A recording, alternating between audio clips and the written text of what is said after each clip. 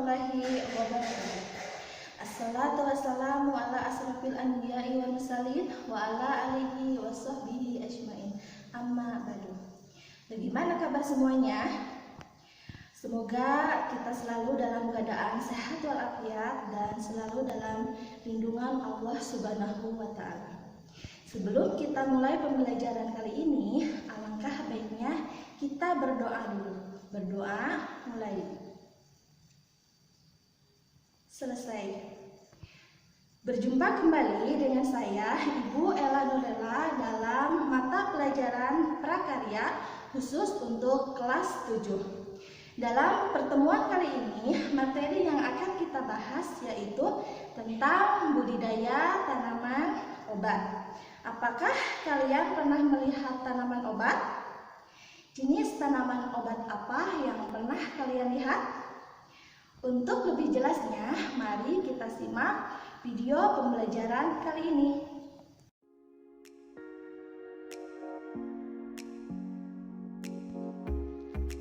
Assalamualaikum warahmatullahi wabarakatuh.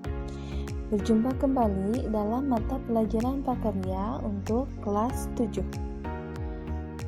Materi yang akan kita pelajari kali ini yaitu tentang budidaya tanaman obat.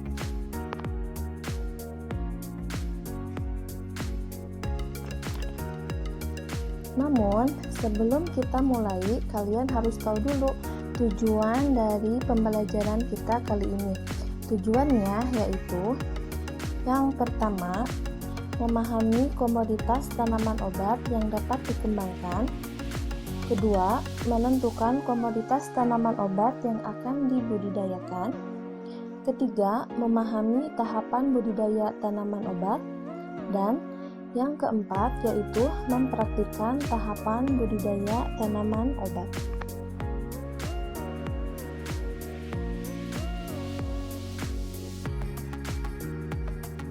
Baik, kita mulai pembelajaran kita.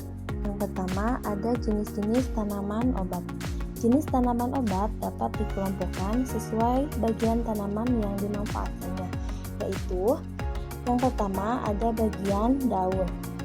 Contohnya ada daun dewa, daun kelor, daun pagangan, dan juga daun sukun. Yang kedua ada bagian batang, misalnya batang kayu manis, batang pulosari, dan juga batang brotowali.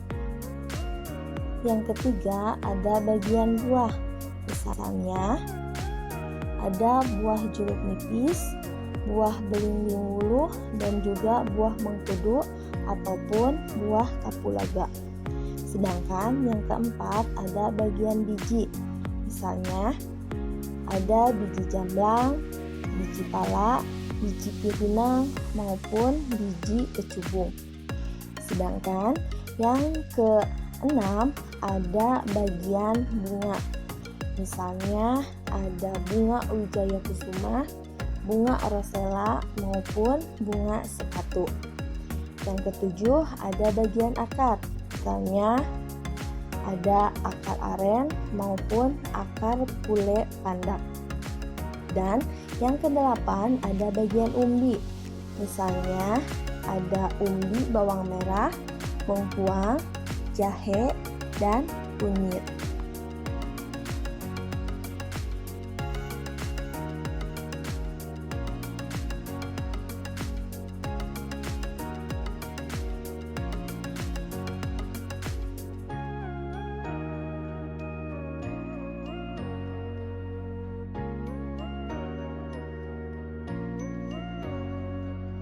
Selanjutnya ada beberapa contoh khasiat tanaman obat yang kita tanam tentu saja mengandung banyak khasiatnya untuk kita.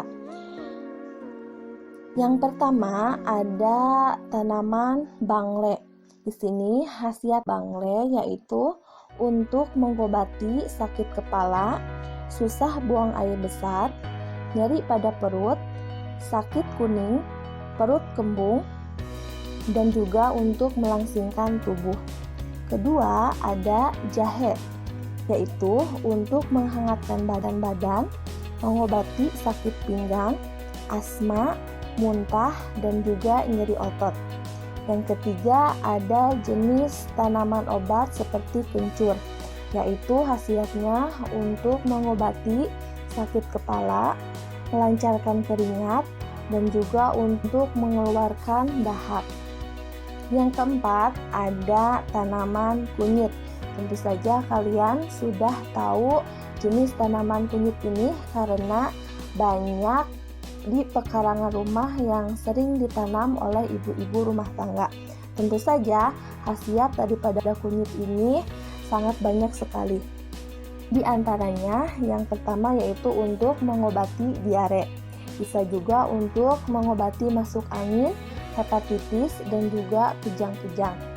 Yang kelima yaitu ada jenis tanaman lengkuas. Nah, di sini tanaman lengkuas khasiatnya yaitu untuk mengobati panu serta bersifat anti jamur ataupun anti bakteri. Dan selanjutnya yaitu ada jenis tanaman temulawak. Temulawak di sini banyak khasiatnya. Yang pertama yaitu untuk mengatasi sembelit atau susah buang air besar, memperbanyak asidan, memperkuat sekresi empedu, mengobati asam urat ataupun kolesterol, kadar gula darah, mah, dan juga mencret. Yang ketujuh ada jenis tanaman alang-alang. Nah, alang-alang di sini khasiatnya yaitu untuk mengobati atau memperlancar air seni.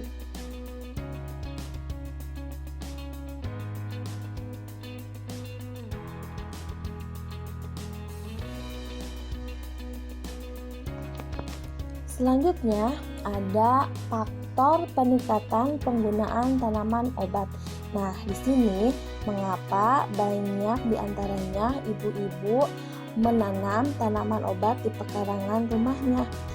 Yang pertama, karena harga obat-obatan buatan pabrik sangat mahal, sehingga lebih murah atau lebih efisien apabila kita menanam sendiri tanaman obat. Yang kedua, yaitu efek samping yang ditimbulkan obat tradisional sangat kecil dibandingkan dengan obat-obatan kimia. Yang ketiga, yaitu kandungan unsur kimia obat tradisional dijadikan dasar pengobatan modern.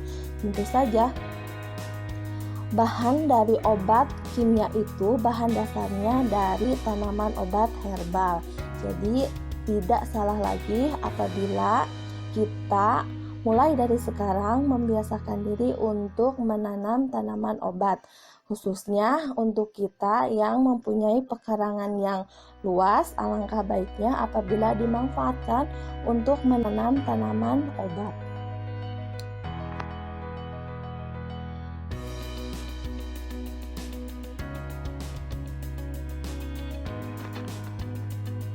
Selanjutnya, apabila kita ingin menanam tanaman obat, tentu saja ada sarana produksi dan tahapan budidaya tanaman obat yang harus kita persiapkan terlebih dahulu. Yang pertama, ada media tanam untuk tanaman obat berdasarkan bahan penyusunnya. Nah, berdasarkan bahan penyusunnya dibagi menjadi yang pertama ada bahan organik. Bahan organik itu sendiri yaitu bahan yang berasal dari komponen organisme hidup seperti daun, batang, bunga, buah, ataupun kulit. Beberapa jenis bahan organik yang dapat dijadikan sebagai media tanam yaitu misalnya ada arang, cacahan pakis, kompos, moss, sabut kelapa, dan juga masih banyak lainnya yang dapat kita manfaatkan yang bahan dasarnya dari bahan organik. Yang kedua ada bahan anorganik.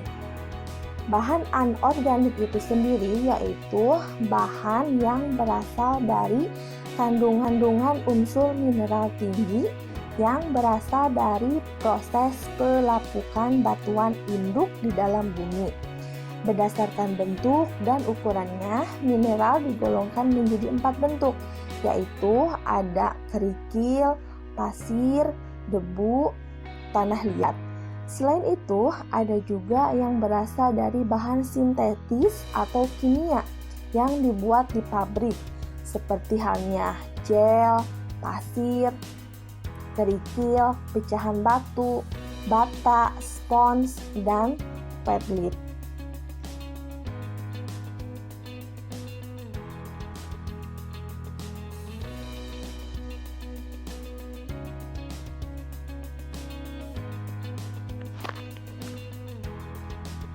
Yang selanjutnya masih dalam sarana produksi dan tahapan budidaya tanaman obat. Yang kedua ada tempat budidaya tanaman obat. Tentu saja selain media tanam, tempat budidaya tanaman obat juga perlu kita persiapkan terlebih dahulu. Nah, untuk menanam tanaman obat tidak perlu ditanam di tempat yang luas. Di lahan sempit seperti di pekarangan rumah juga bisa dijadikan tempat budidaya tanaman obat, atau sering kita sebut sebagai apotek hidup dengan menggunakan berbagai wadah seperti pot dan juga polybag. Wadah yang digunakan pun bisa dari barang bekas seperti paralon bekas, talang bekas, bambu, ember bekas, atau lain sebagainya.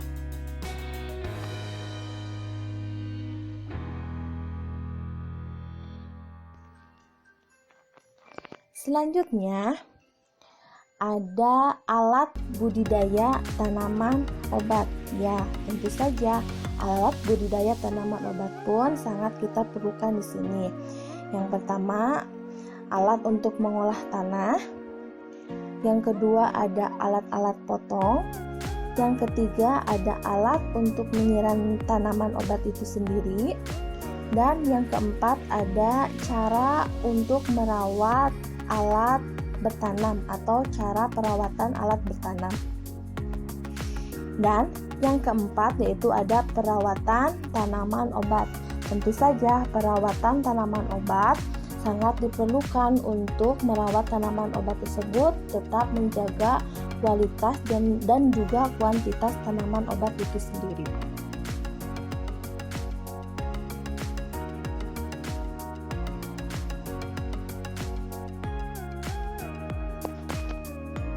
Nah, kalian sudah menyimak dan juga memahami materi kita tentang budidaya tanaman obat.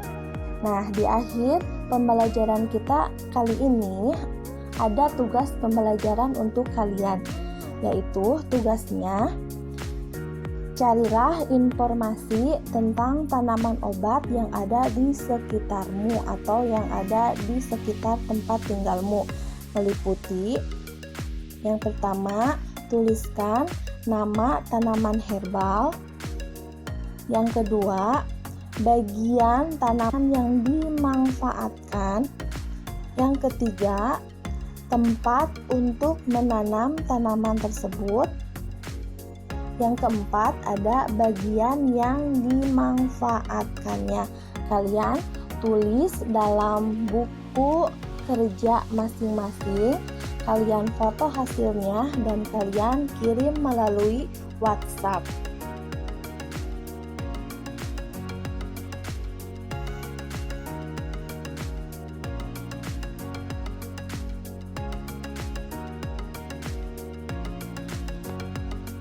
Terima kasih kalian sudah mengikuti dan juga menyimak video pembelajaran kita kali ini. Sampai jumpa kembali di video pembelajaran selanjutnya dalam mata pelajaran prakarya. Wassalamualaikum warahmatullahi wabarakatuh.